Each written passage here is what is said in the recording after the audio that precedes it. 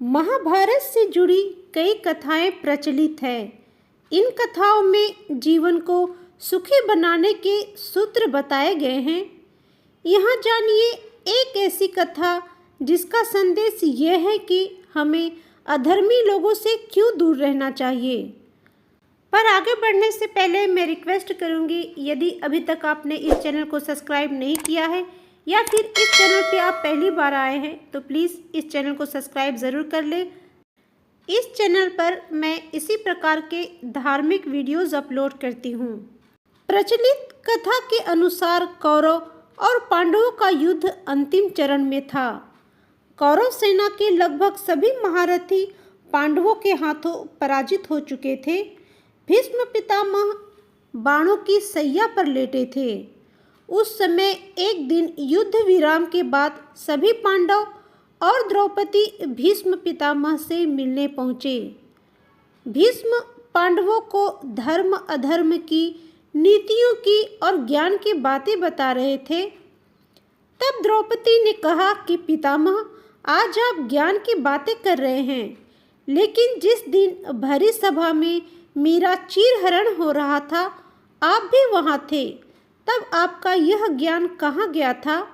आप उस समय चुप क्यों रहे? मेरी मदद क्यों नहीं की? आपके सामने अधर्म हो रहा था, लेकिन आप कुछ भी क्यों नहीं कर सके?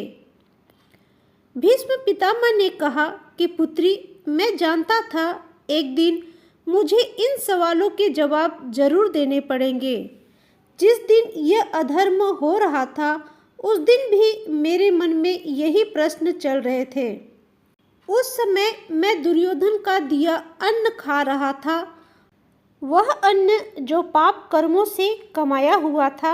ऐसा अन्न खाने की वजह से मेरा मन मस्तिष्क दुर्योधन के अधीन हो गया था।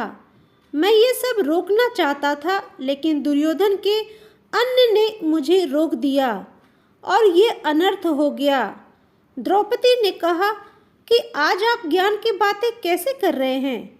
भीष्म ने जवाब दिया कि अर्जुन के बाणों से मेरे शरीर का सारा रक्त बह गया।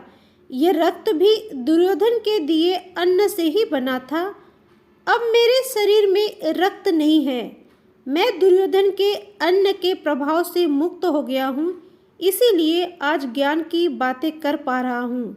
भीष्म की ये बातें सुनकर द्रौपदी संतुष्ट हो गई और उसने भीष्म पितामह को प्रणाम किया। दोस्तों, द्रौपदी और भीष्म पितामह की अंतिम समय की ये वार्तालाप आपको कैसी लगी? क्या आप इसे पहले से जानते थे? कमेंट्स में ज़रूर बताइएगा। यदि आप इस चैनल पर पहली बार आए हैं या अभी तक आपने पौराणिक संसार को सब्सक्राइब नहीं किया है तो मैं रिक्वेस्ट करती हूँ, प्लीज़ मेरे चैनल को सब्सक्राइब ज़रूर कर लें। सब्सक्राइब करने के बाद नोटिफिकेशन बेल को ऑल पे सेट कर दें ताकि वीडियो से जुड़े सारे अपडेट आपको समय समय पे मिलते रहे। तो मिलते हैं नए वीडियो में, तब तक के लिए जय श्री कृष्णा।